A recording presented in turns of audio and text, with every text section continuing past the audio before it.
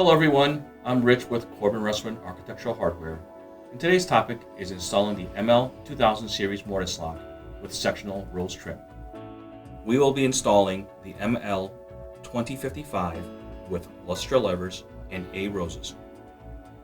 Install the lock in the edge of the door and secure with the mounting screws, but do not fully tighten.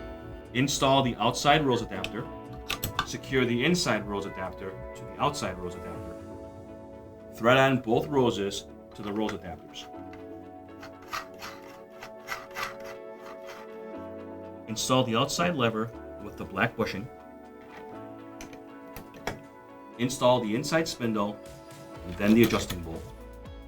Finger tighten the adjusting bolt and then back it off a few turns. Align the adjusting bolt to the hole in the lever for the dowel pin and install the inside lever. Install the dowel screw into the hole in the inside lever and then fully tighten. Finish tightening the mounting screws. Thread the cylinder in until the collar is tight against the door and the plug face is at the 6 o'clock position. Install and tighten the cylinder set screw. Install the faceplate.